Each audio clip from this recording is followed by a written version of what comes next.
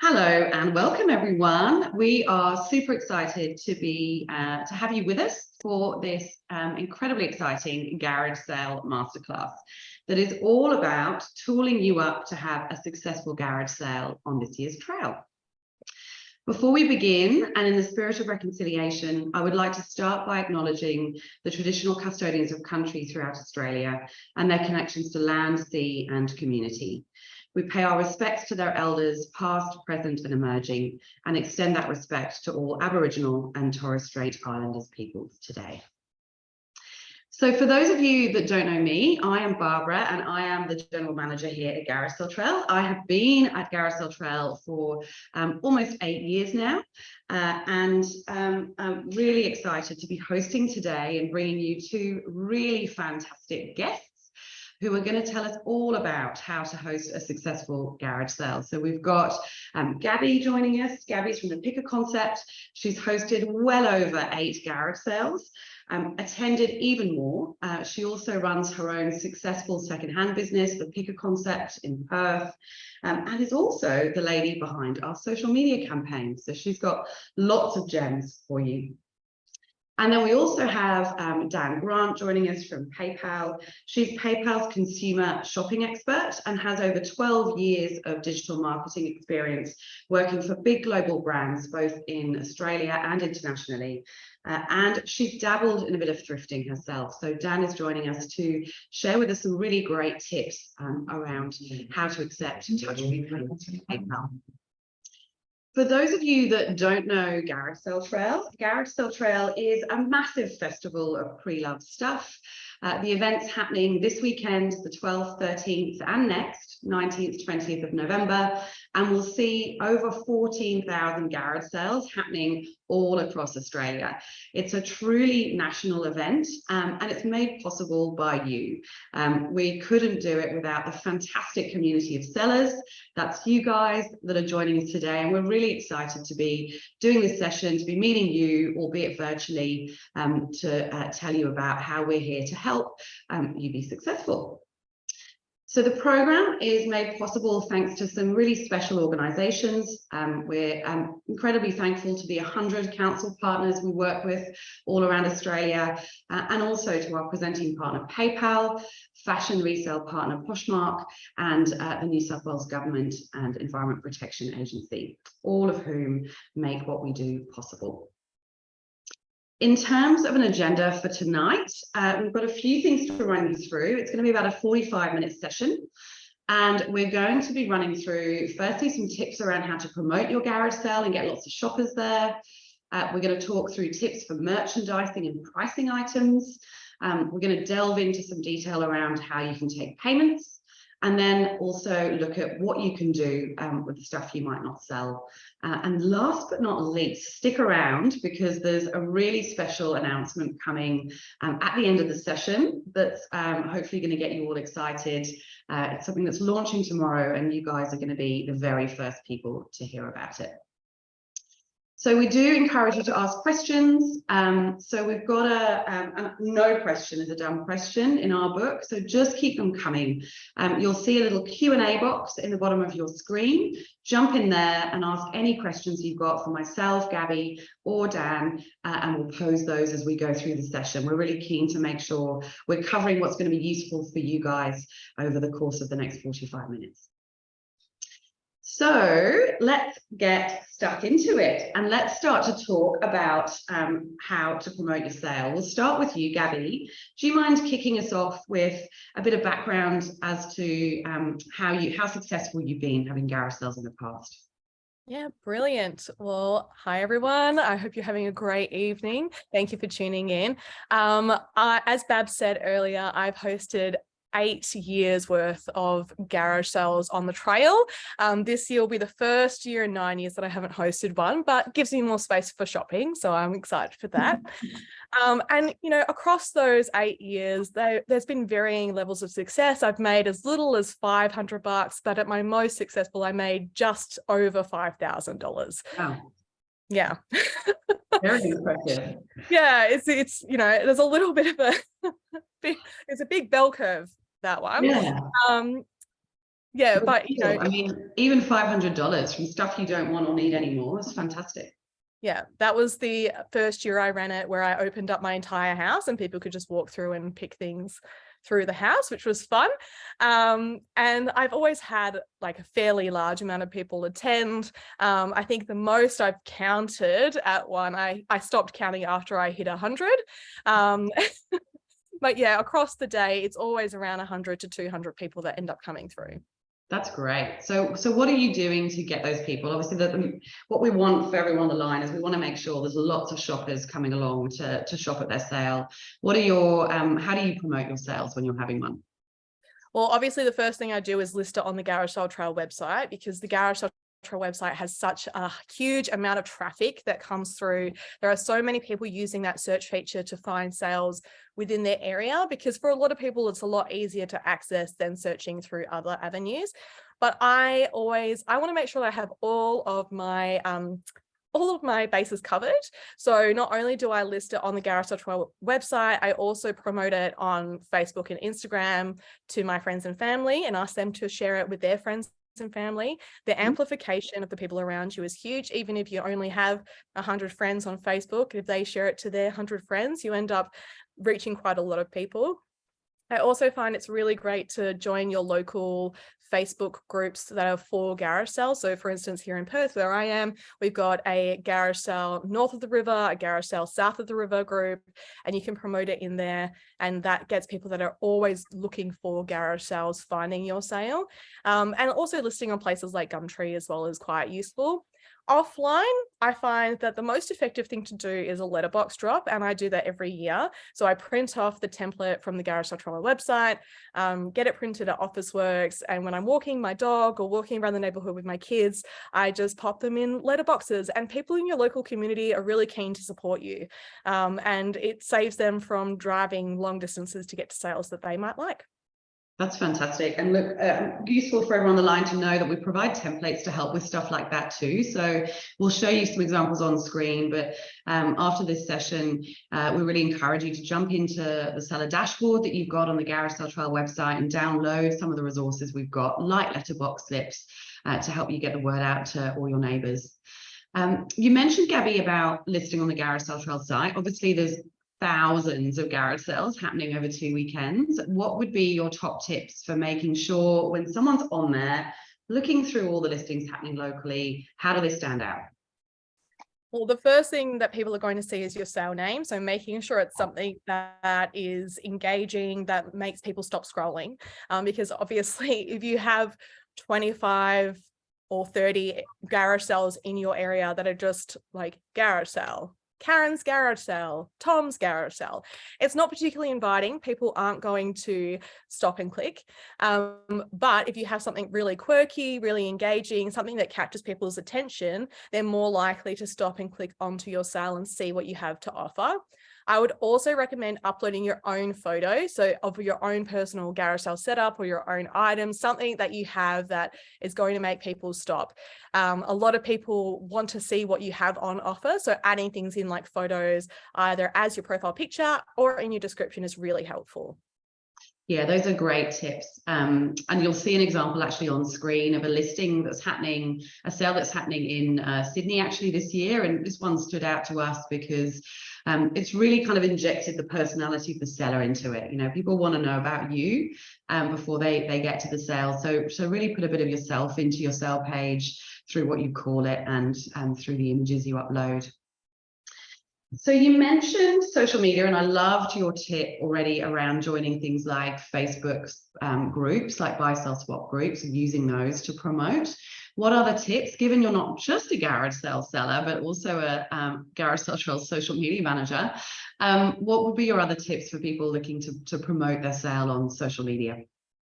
One of the best things that you could do on socials, on Facebook in particular, if you're not comfortable posting into the groups or don't want to join a bunch of groups, is actually listing your sale on Facebook Marketplace as well. A lot of people who are already taking part in the circular economy and looking for things secondhand are searching on Facebook Marketplace. So that's a great way to advertise to your local community and your local area to get more people coming to your sale as well.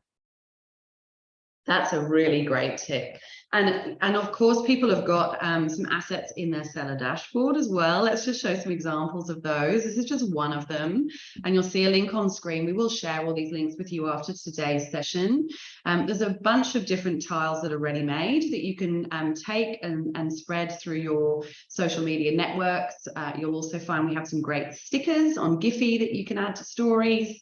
And also just sharing your links is a good thing to do, isn't it, Gabby? Absolutely, so that they can jump straight onto your listing and add their sale to your map, so to their actual trail. It makes it a lot easier for them when they're actually going to garage sales on the day to have it all in one place. Yeah, great. Okay, so we've covered online. It's all about getting your listing looking really schmick and making sure it stands out, and doing some promo to your friends and family on your social media channels, particularly thinking about some of those great local groups you've got. There might be buy, sell, swap groups, but they might also be, you know, I know in my neighborhood in Erskineville, there's one for my neighborhood that we get local events posted into. Let's go offline and let's talk a little bit about signage and what you tend to do when you're promoting your sale IRL. Yeah, so when I'm promoting in real life, I always try and reuse things I already have to promote and put signage out. So lots of cardboard boxes, things I already have on hand that I can repurpose. And I try and be as sustainably minded when I do it as possible. I find that for me, I'm just off of a main road, so I don't have to put a huge number of signs out. But back in the day when I used to live slightly further away from the main road, I used to basically map out the routes that people would take and try and put signs on each main corner to lead them to where my house is. Just because if you try and put too many details on the sign itself, it's going to get too crowded and people aren't going to be able to actually read it when they're driving past or figure out what it is. So make sure that you just put garage sale, a few big signs leading to your house, like a little crumbs that people can pick up as they're driving along. And yeah, try and be sustainably minded as you do it, and remember to bring all your signs in at the end of the day as well.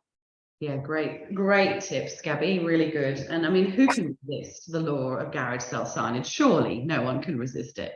There's been a great comment coming from Prue. Thank you for letting us know you've had some challenges with the posters. We'll have a look at that for you, Prue, and make sure we've checked that's all working A-OK before we send your email out tomorrow with links to where all of those materials are saved. We've got some examples coming up on screen as well of some good signage we've seen. I liked this one, Gabby, because it's on on something yellow and bright that you can't. I mean, obviously it's fun. Let's not forget Lionel, but you know, really good, I think, isn't it, to think about what color are you printing on, and having something on it that's going to be brightly colored that's really going to grab someone's attention. Yeah, absolutely. You know, people, if they're driving by, for instance, you know, it just takes them a second to be able to notice something. So you want to be bold and stand out. I actually had a garage sale I went to years ago, and they had done a cardboard cutout of Lionel Richie. It was a human-sized one to promote their garage sale for the same. Incredible. It was really good, and it made me stop, and I ended up getting a whole bunch of treasures at that garage sale. So it was really, really effective. Yeah, and look, we've seen people do all sorts of things. I think the example on screen is also really good. You know, what you can do with what you've already got at home, reusing things. And also when you can't print things large format. I'm a big fan of the chalking pavements as well. I think, again, it's like you talk about there being those kind of breadcrumbs to lead you to your sale. I think they just, you know, get the anticipation going and get you excited about seeing what treasures are on offer. So there's a bunch of stuff, as we mentioned, on the Garage Sale Trail website. You can see an example on screen. Again, we'll make sure all of this is sent to you alongside the recording tomorrow. Here are the letterbox slips, in fact, that we mentioned earlier that are ready-made for you to go out and let your community know about. We've just got a little video actually to play here, which shows you how you can download those assets. So everything we talk about tonight will be available in your seller dashboard. So you head to the Garage Sale Trail website, stick in the email and password you used when you registered. And then you'll find on the left-hand side a menu that talks you through how we can support you online. So there's My Resources, where you can download all of the assets we're talking about today, including a fantastic checklist on how to organize a successful sale. It's also where you'll go to do things like edit your sales. So if you wanted to change the days because of bad weather or update the times, you could do that very easily in here too. So just to recap on some of the top tips that Gabby just covered, there's kind of 3 key things I think that came out of that. We absolutely recommend promoting your sale on social media and really having a think about those local community groups where people that like secondhand are hanging out.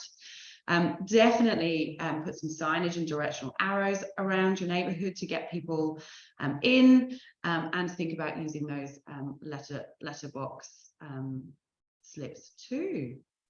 So we've got a little bit of a great suggestion coming actually from Nicola, saying, I've found putting a couple of signs or posters up next to local businesses frequented by people who are more likely to enjoy garage sales helps, e.g. bakeries, wine bars, vegan cafes, etc. That is a fantastic tip, Nicola. I love that. That is really, really good.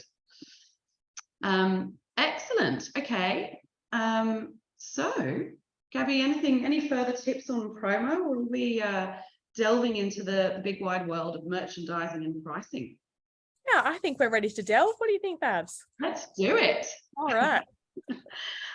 So obviously, it helps if it looks good, your sale. You're not just a garage sales seller, you're also a buyer.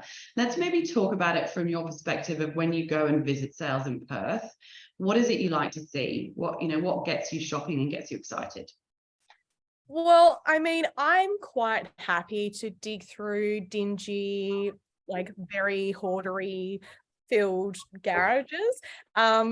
But I find that I get quite overwhelmed. Even me, as someone who does that for a living, it can be really overwhelming and it piques my anxiety, which means that I'm not in the best frame of mind to shop. So I find that if there are lots of clear walkways, if everything is displayed nicely so I can actually see what is available, if things are taken out of their boxes and crates, so that I can have a look at everything as well, I find that I'm in a much more generous and willing mood to buy stuff, rather than if I'm panicking about whether I'm going to turn a corner and accidentally break something.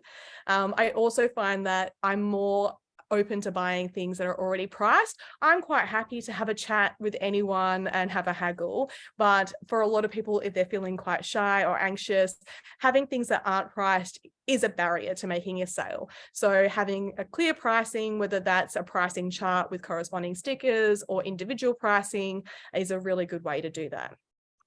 Well, funny you should say that, Gabby.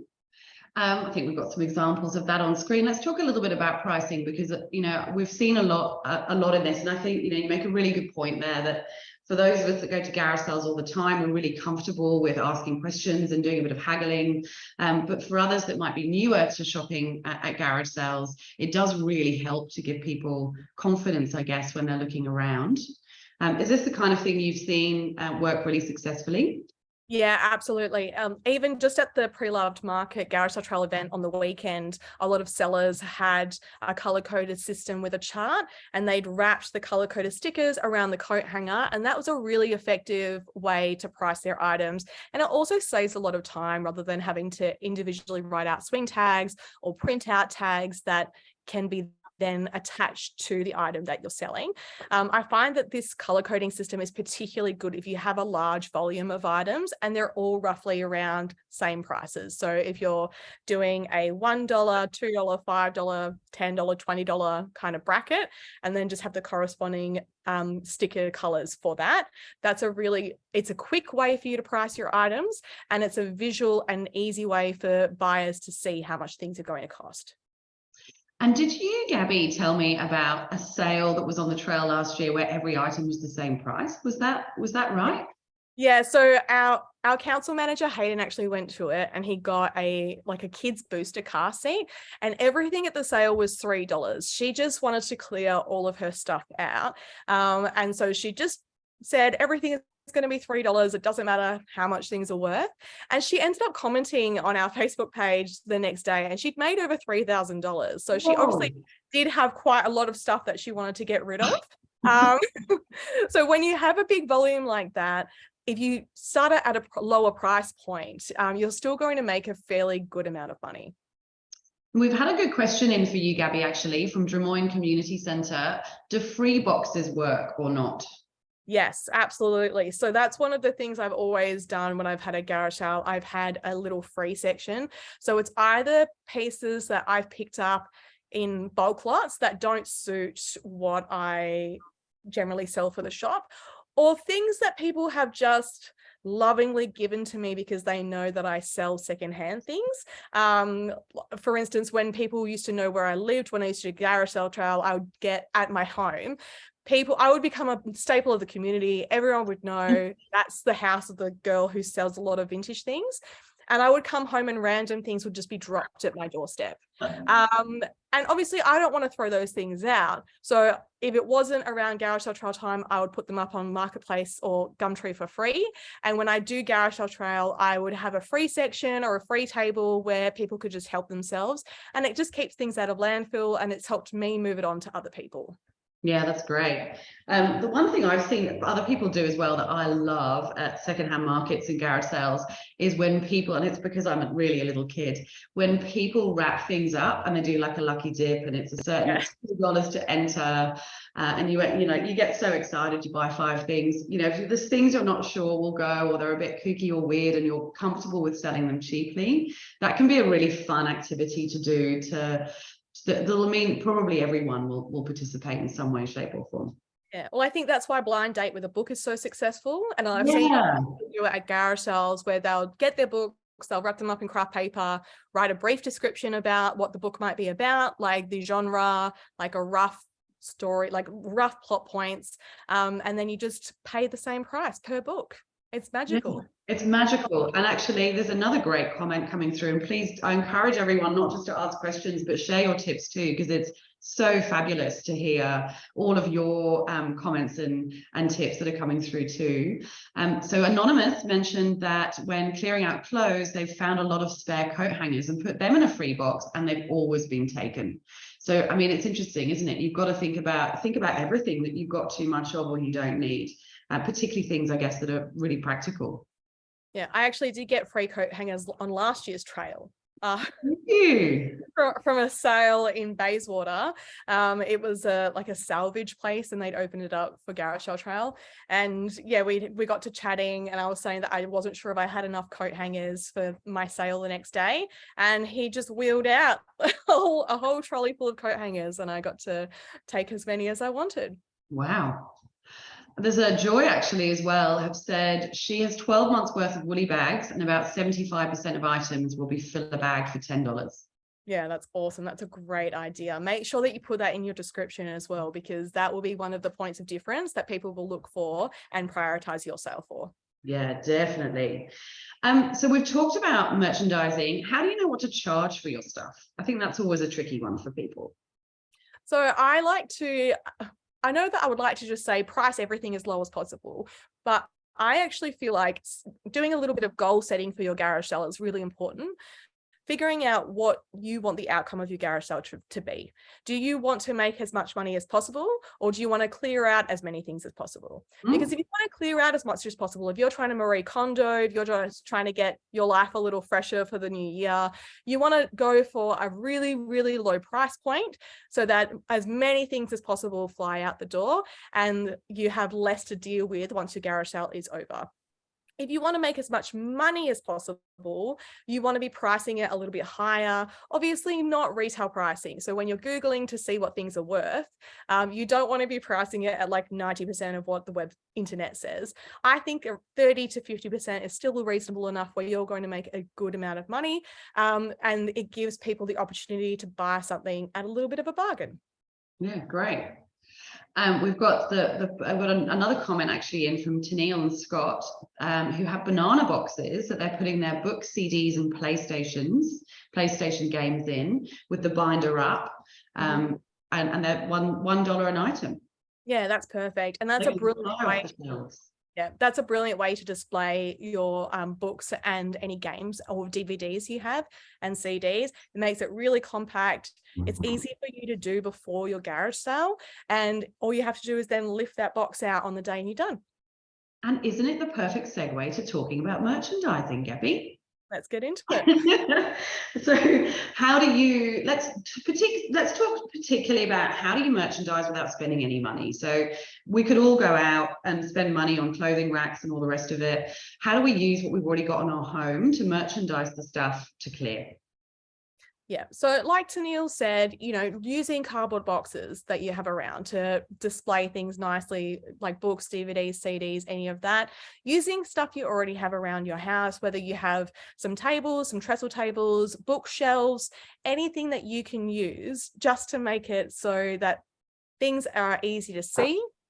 It's clear for customers to see where things are, and to create nice varying points of difference if you can. So it's nice to create height with shelving. So if you've got some bookshelves around, those like Billy bookcases that almost everyone has are really great. And if you can, hanging your clothes on clothing racks as well, it's a lot easier to move through than, like, for instance, going through a pile on the floor or going through clothes in a basket. I find that when things are in a basket, people tend to get quite overwhelmed, or they start rummaging over the basket together, and it's like seagulls fighting over a chip at the beach.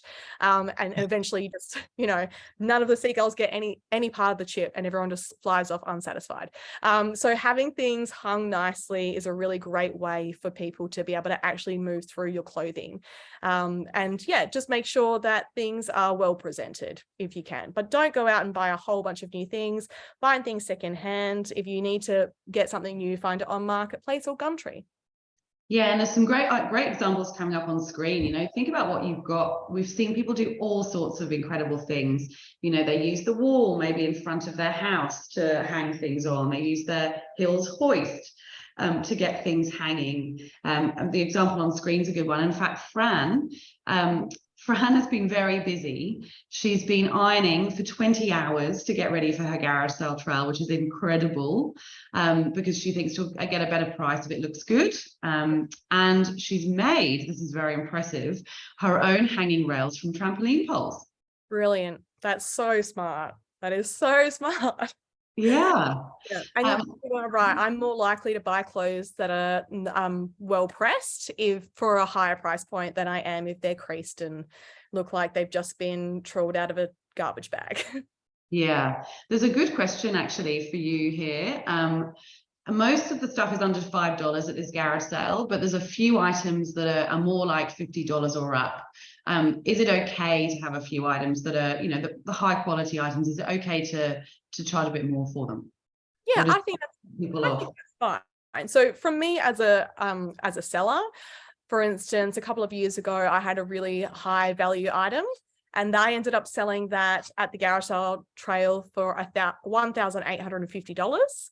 But on the flip side of that, I've got things for free and $1, $2 each. So it doesn't matter what the whole pricing curve is, whether it's a low price point or a high price point, just make sure that you have it in your description. So say I've got a range of items from $5 to $50, and it helps for your shoppers to manage their expectations when they come to your sale. Yeah, and I think that's a good point. You also want to be happy parting with something at that price. So if it is something that's a little bit more special, that it costs valued a little bit more, you've got to make sure you're going to be comfortable parting with it. So absolutely fine to have a good range. Wendy's asked a question about selling fabric, and how you sell fabric. Do you sell it by the meter? How would you got any thoughts for that, Gabby? So I've seen it done two ways. So I've seen sellers do it by the meter, but I personally think that that's a little bit tricky because then you have to measure out how much people are getting and cut. And then I've seen people selling it by the piece. So just selling off one piece of particular fabric or one particular type of fabric and then doing it at a set price. So just, and you can price it however you want to price it, depending on the value of the fabric, depending on whether it's cotton or polyester, depending on how large it is. You're free to then price it how you would like. But I find that just doing a standard price per piece of fabric is the easiest way to do it. Yeah, great. That's really useful. Just another tip that's popping in on the chat. It's really great to see all of these comments come through, and it's just a really good thought about how you keep the stuff you're not selling private. So Danielle and Scott are obviously planning a fantastic garage sale. They've thought of everything, and they're going to be putting up sheets to make sure that they hide anything that's not going to be sold, and they're going to be using colorful sheets to make sure that the space looks really fun and bright. And obviously we'll wash those after. It's really, really great tip there. So let's talk, we've talked merchandising. Let's talk about making it an experience, because we on the Garage Sale Trail, I mean, one of the things we love most about our jobs is hearing about the incredible way all of you as sellers and our community really express themselves through their garage sale. And we've seen people do some pretty incredible things to make their Garage Sale Trail event much more of an experience. What sort of things have you seen, Gabby? I've seen live bands. I've seen bake sales. I've seen sausage sizzles.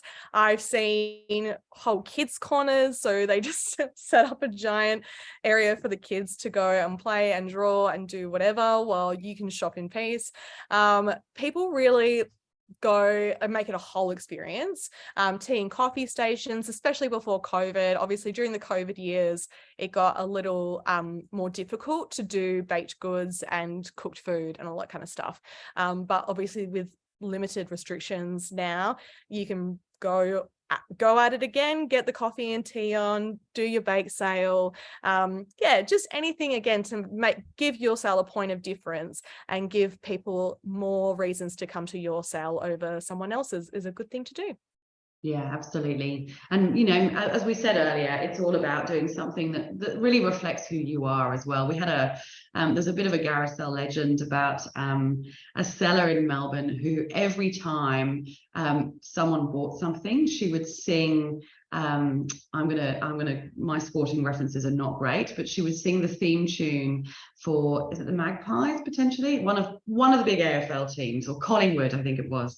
You know, so really it was about her sale being her, and she was a local legend as a result of her garage sales. Couple more questions coming in. Well, how do you find selling clothes? Nikki and Franz have got a question about how do you find clothes go really well when you're selling them at garage sales? Yeah, I find that clothes sell far better for me in person at garage sales than they do online, because people are more likely to buy something they can see, touch, figure out if it's going to fit. Obviously online selling clothing sometimes, especially if you're over like a size 10 or 12, you can feel really off-put buying things online if you're not 100% sure how something's going to fit. But I find when I do sales in person, garage sales, or open up my studio, clothing are always the things that fly off the racks, because people can have more of an idea if it's going to fit them. What I tend to do as a shopper as well, I bring my little tape measure with me, so I can actually measure the clothing to make sure it's going to fit me if I'm not able to try it on. Obviously it's quite hard at garage sales to be able to actually try the clothes on to see if they're going to fit, but yeah, as a shopper I do try and wear activewear or things I can quickly slide clothes on and off over, and then bring my little tape measure to if not, to make sure things are going to fit me. Yeah, that's good. And actually, I have seen sales provide changing areas and do it in some really clever ways, just by possibly stringing up sheets, or, you know, putting up one of their tents maybe in the backyard or the front yard. So it's definitely something you can do, but it's absolutely not necessary. Yeah, Fran says she's setting up a changing cubicle with a mirror, which is going to be perfect, especially with very good. Her nicely pressed and ironed clothes, plus the change room. She's going to make bank, I think. Tell us where your sale is, Fran. We need to all get there. It sounds fantastic. So just a little recap then of this section. Really, there's a couple of things that we would love you to take away.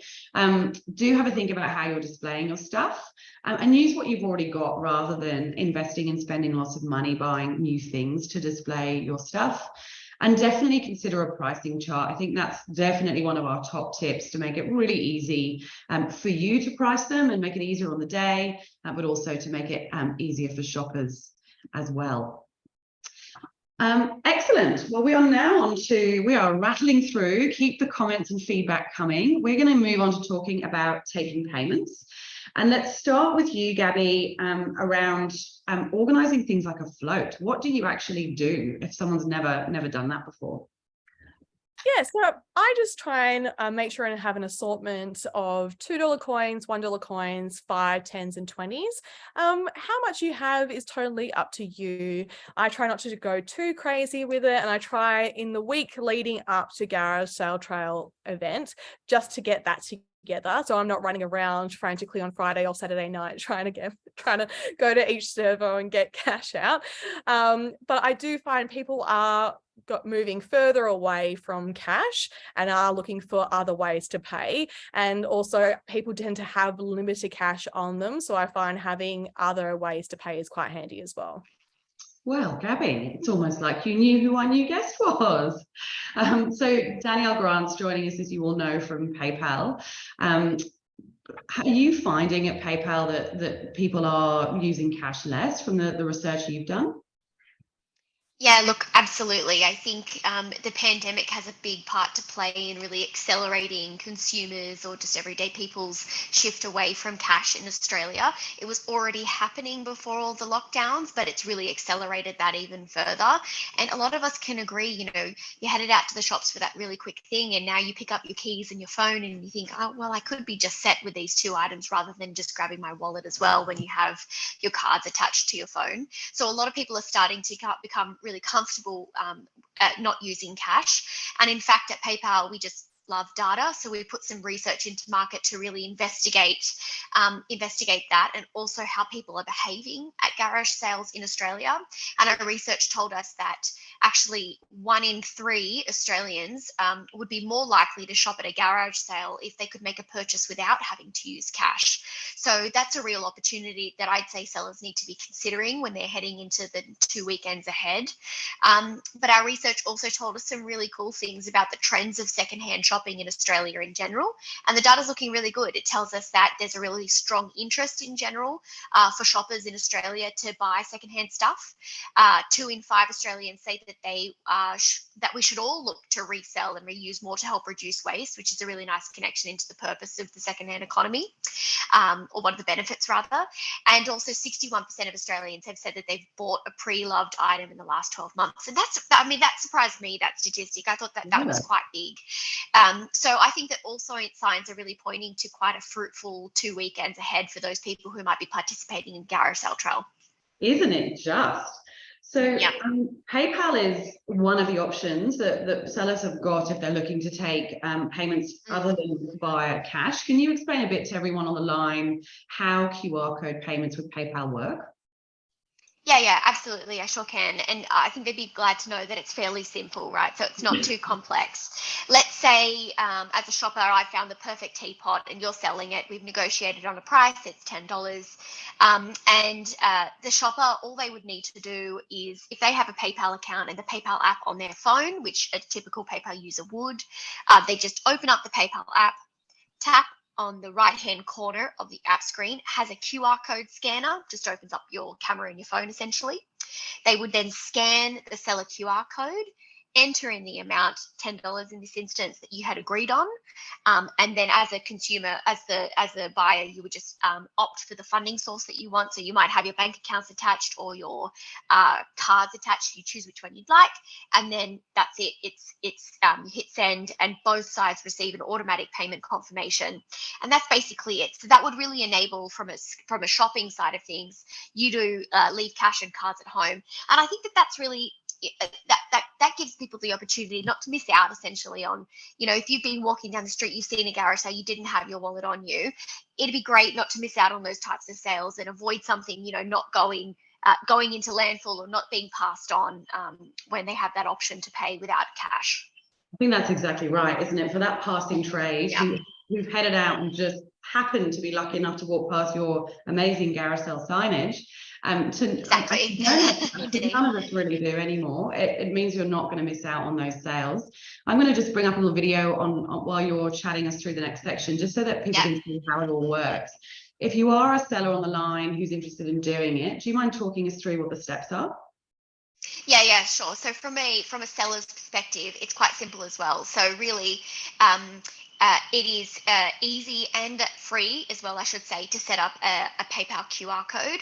All sellers with their PayPal account, they would need to do is log into the PayPal app on their phone, hit the QR code symbol at the top right-hand corner of the home screen, and you just click the option of get paid. Rather than send money, you're the one who's looking to receive money. And then what will come up is a unique QR code for you and for your PayPal account. And so then you can show that PayPal QR code on your phone directly to someone who wants to scan it and pay that way. Or if you want to get really prepared ahead of time, just like what you're seeing on screen here, you can print out that QR code and display it around as part of the merchandising, essentially, or part of the sort of, displays that you'll have set up, that people could scan it physically via their PayPal app. And again, the price is paid and you get the automatic confirmation sent through to you that way. Yeah, great. And actually, there's a question coming in for you. Can Tanika ask the purchaser to show them their confirmation screen rather than having to check their email if they're getting payments via PayPal? Yeah, absolutely. It's such a transparent and visible way for you to be able to transact with someone. If they're physically in front of you, you can see that they have a valid PayPal account in front of them. There's no fraud, essentially, because it's exactly there on their phone. You can see the confirmation and you can see that the transaction has come through, and you will get the instant notification on both sides. Yeah, that's great. Really good. And there's another question coming through from Trish. It's hotting up on the chat, on the Q&A for you, Dan. Trish has asked, how much does it cost to set up and use PayPal? Yeah, that's a really good question. So if you already have a PayPal account, it's free for shoppers. Well, even if you wanted to set one up tonight, you don't have a PayPal account, it is still free for you to set up a PayPal account and also to pay and use a QR code at the Garage Sale Trail. So that's positive. From a seller side of things as well, if you have a PayPal account, it is free for you to set up and display your QR code. There is a small fee for sellers who accept the payments, and that depends on whether the price is below $10 or above $10. And what we'll do is we can paste either in the chat here the link to the website where those fees are listed, or we can send it around as an asset afterwards, Barbara, I believe, and it will explain the fee structure there. But I believe under $10, I believe over $10 is 0.9% of a transaction plus 10 cents. So nominal fees. Great, excellent. And that's that link on screen now. We will reshare that with you. For some reason, our chat has been disabled, so we're unable to share that with you all through the chat, but we'll make sure you've got all of that sent through to you. A couple more questions for you, Dan. Tennille and Scott have asked, can you get a QR code if you don't use app on the phone, but use your computer? That is a really good question. I don't believe it is generated via the computer. I believe that you may need to have the app in order to generate the QR code, because it is essentially a app function. Yeah, I think that you need to get the app, but it's free to download. It's in the App Store. And if you have a smartphone, it should be very simple to apply. Yeah, fantastic. And there's a question from Miriam. It's a good one for us to clarify. And it asks, when I signed up for Garage Sale Trail using the same email that I used my PayPal QR code came up. Is that my code? And the answer to that one is it's not the QR code. So yeah, that's the code that appears on your sale page. And that actually takes sellers through to the PayPal website so that they can get ready to shop the trail and download the app. So you will need to go and download the PayPal app and get your QR code set up separately. That's right, Dan, isn't it? That's exactly right. Yeah, the one that's on your seller page is for you to sort of then learn about QR codes and access all the materials. But for you to accept payments at your garage sale, you need to do that via the PayPal app on your phone. Yeah, great. And Tanika, yes, we'll absolutely be more specific around the fees, etc., in that follow-up email to you. So look out for that coming tomorrow with the recording. Last but not least, Dan, this is the second year Garage Sale Trail, PayPal, I should say, have partnered with us here at Garage Sale Trail. Tell us a bit about why you're involved. Oh, thank you for asking the question. Yeah, that's right. We're headed into our second year partnering with the Garage Sale Trail, and I have to say it's something we're very proud of here at PayPal. You know, we are a large technology beast across all different countries across the world, and it's so nice to be able to do something very local and very meaningful. One of our values at PayPal is our commitment to sustainability, and it's really great that we can live that truly through a partnership with Garage Sale Trail. And it's a great way, you know, we believe in it. It's a great way to save millions millions of kilos of stuff from landfill, and it's all at the same time helping the millions of Australian PayPal customers be able to pay in the way that they love to already, which is touch free if you're concerned about COVID or health health concerns, doing it touch free, and also doing it as safe and in a convenient way using your phone. And as I mentioned before, it's such a great opportunity to make sure that having incorrect change or a forgotten wallet could be preventing a pre-loved item or a treasure going to a new home. That's the whole purpose, that we want to make sure that things are being exchanged as much as possible. So if we can provide a service which is giving more people the opportunity to buy and sell, then we're really happy to be able to do that. Yeah, we're very delighted to have PayPal as a partner. They're a fantastic organization to work with. And we love that the partnership is offering sellers a really practical solution to getting, making money for themselves or charities as they're taking part in Garage Sale Trail, and as cash becomes less and less important. Now, Dan, please do stick around. I know we've got an exciting announcement coming up for everyone very, very shortly. And there is actually one last question from Victoria. When do you enter the price when using QR code as a seller? So the buyer enters the price, but that is dictated by what you've discussed in the moment. So if you scan, I'm the buyer, I scan the QR code, it comes up on my phone, you've said $10 in front of you, they'll put in $10 and hit agree, and then it gets sent through that way. Fantastic, excellent. And as we mentioned, we'll be sending you a recording after. We'll also send you a link with some further information on how it all works with PayPal. So look out for your emails tomorrow. So we've got two final sections to cover. We're going to talk a little bit about what you do if you don't sell anything, and then we're going to share with you some very exciting news about something you're definitely going to want to hear about, and it's launching tomorrow. So Unsold Goods. We know from 12 years, would you believe, of delivering Garage Sale Trail, that even the most experienced garage sale sellers won't unfortunately sell absolutely everything. Is that the case for you too, Gabby? Yeah, absolutely. I mean, unless you literally give everything away for free, there's always going to be some stuff left at the end. Yeah, so obviously we're an organization that's all about reuse and the circular economy. So we want to make sure that anything you don't sell continues to live on and do good in whatever way it can. So we've just got some top tips to share with you around that. It's definitely worth having a bit of a think about what you're going to do with the stuff you don't sell. If you've got high quality stuff that's shippable, and consider using an online platform, something like Poshmark, one of our partners, for selling high quality stuff. If you're donating to charity, and this is really important, it's really important to do it in store hours. So you'll all know, I'm sure, that lots of charities accept very different things.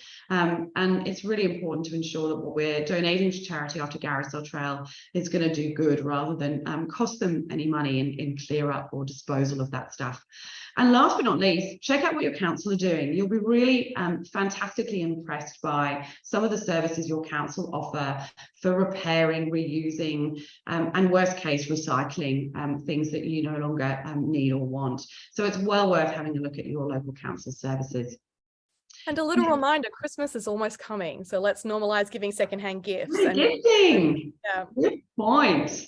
If any of you are interested in selling online after your Garage Sale Trail event, Poshmark have got a little offer for you, so you can get $10 of Posh credit when you sign up if you're new to Poshmark using that referral code. Again, we'll provide information with this after your garage sale. And Des Moines Community Centre, great pick, great suggestion there around Recycle Smart, an organisation who also arrange pickup. So yeah, there's plenty of organisations out there that will pick up things such as textiles if you no longer want them. So the time has come. We're getting towards the end of today's session.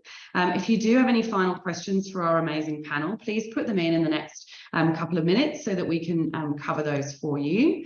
But in the meantime, let's unveil our very exciting announcement. So as I said, you guys are the first to hear about this. It's not something we've done before, and we're incredibly excited about it. As of tomorrow, we're launching what we're calling the Trail Treasures Comp. And we're giving away, thanks to PayPal, a share of $10,000. And what you need to do if you want to participate in this is follow Garage Sale Trail and PayPal AU on Instagram. You need to share a photo or video of the items you're selling, or an item you're selling on the Garage Sale Trail. And then tag Garage Sale Trail, PayPal, and Trail Treasures Comp. And that will put you in the running. It will mean you're not only in the running to win 10,000, but you're also ticking off a thing from Gabby's recommended list of things to do, which is promote your sale on Garage Sale Trail. So it's a double whammy. There are obviously terms and conditions that apply. You can find out more on that URL there. And again, you'll get an email with a bit more information on that. Dan, I know you've got heaps of experience on social comps. Have you got some tips for people on the line about how to be successful at something like this competition? Yeah, absolutely. First and foremost, I'd say get involved, because why not? You're going to be promoting your sale on social media anyway, so you could just use this as a great opportunity to go in the running to win a share of $10,000. So I would say get on board. Secondly, I'd say make sure that your account is set to public. So this is for Instagram specifically, because it will allow us to see the stories or the posts much more easily to see that you are actually joining the competition. If you're set to private, it could be missed. So I'd say start with that. And I'd also say enter as many times as you like, right? Because this is something that is a game of skill, but the more times that you enter, the more opportunities you have to win. So we could have a look at the different types of entries. And lastly, I'd say my key tip is to get super creative and have fun with it. If, you know, the items that you're selling, or you might even be buying, you know, something that you might see down the road or what have you, you know, if you're really loving those items and you're showing them off, there's a really great chance that someone out there is going to love them too. And if you're having fun with styling or shooting the video or the photo, that's going to come through in the entry and really spark joy with the judges who are going to be critiquing and picking the winners there. So I'd say get super excited about it, get creative, enter as many times as you can each day, however many times you're having a garage sale. So, and I believe that it's running across both weekends, so there's many opportunities to win. It's not just the first weekend. So yeah, there's some great examples on screen. Yeah, great. And that's right. So it's running from, we launch tomorrow. So you need to post between tomorrow and 9 a.m. on Wednesday, the 23rd of November. So you've got 2 weeks to enter. There's multiple chances to win. And as Dan said, you can submit multiple entries. So please feel free to go nuts. Hopefully the examples on screen just give you a little bit of an idea of the sorts of things, sorts of entries that we might start to see, and obviously featuring the wonderful Gabby as well. So it's really exciting competition. We cannot wait to see the items you have for sale. I think one of the hardest things for us at Garage Sale Trail HQ, seeing all of these sales register across Australia, is actually not being able to get to them all. And it feels like this year, through the Trail Treasures Comp, we're actually going to be able to see all the fantastic things that you guys are organising and selling out there. So really encourage you to take part. A couple of questions are popped up on screen. Fran, it is just on Instagram, sadly, this year. We'll take on board your feedback. And Dan, there's a couple more PayPal QR code questions popped up. Lisa's asked, do I download PayPal Business or Personal?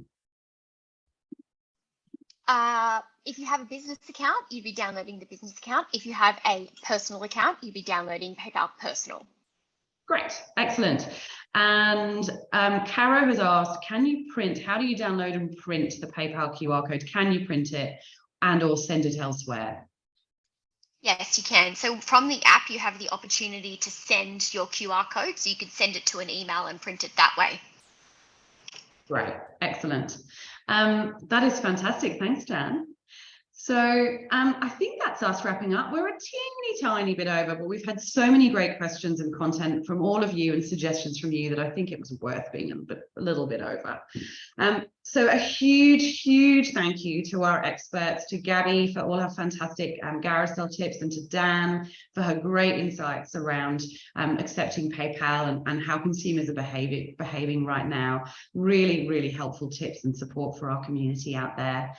And a massive thank you to all of you on the line. You are the people that really make Garage Sale Trail happen. And we are so excited to see your sales pop up on social media, and to hopefully get out to visit many of you as well over the next couple of weekends.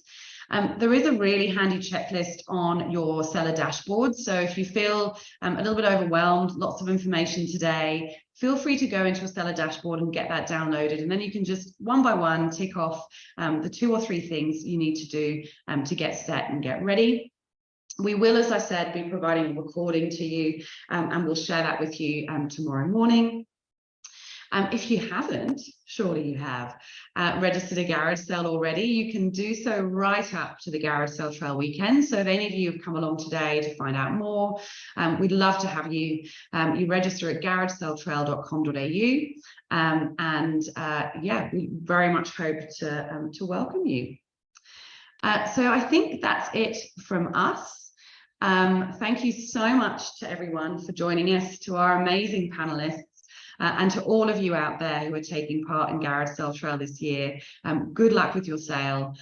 Get in touch with us if we can help in any way, shape or form. And we look forward to hearing all about how you got on. Thanks everyone, and good night.